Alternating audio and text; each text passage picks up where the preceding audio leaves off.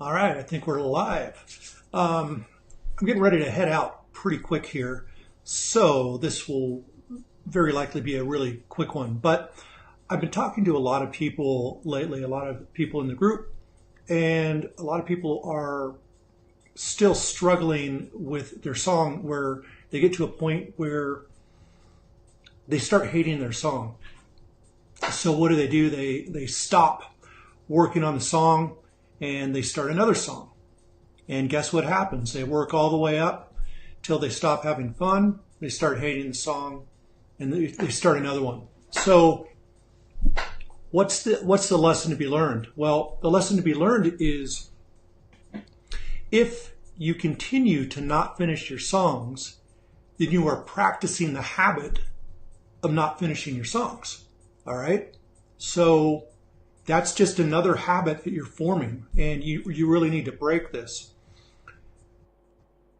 Also, if you can persist through this song by bringing the song to where you hate it, to where you finish it and you feel decent about it, you're going to learn so many things that you'll be able to apply to the next time this happens and the next time this happens.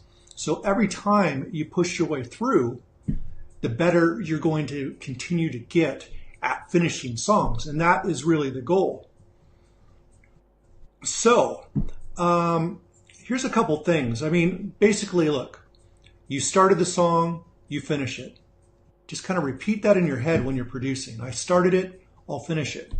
So when you're at this point where you feel like your song's not working, all right, it's usually because, well, it's always because there's some element in the song that's not working for you. So instead of scrapping the song, figure out what's not working and fix it, right? So what I typically do when I run into this sort of thing is I strip everything down to basics. So I mute all the tracks, and then I'll start one part at a time. The most important parts, the kick, the snare, the hi-hats, and so forth, bringing in the bass. And as I go, I'm paying attention to how the next thing affects the groove, or how the next sound affects the overall sound, right? So if there's something that comes up, I might realize, oh, I don't really like this hi-hat pattern. Maybe if I just change a couple notes over, it will become something that I like. So sometimes it can be as simple as that, but what's happening is you're piling so many things on top of that to compensate for just this little simple thing from the beginning of your song, right? So basically here's what I would recommend. As you continue adding new elements, you've got three choices, all right?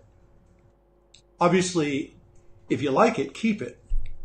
If you don't like it, change the sound, change the timing. I mean, just by pushing a sound 1/16 or 1/8 note one way or another, it will affect the groove differently, and you might actually like the way it sits.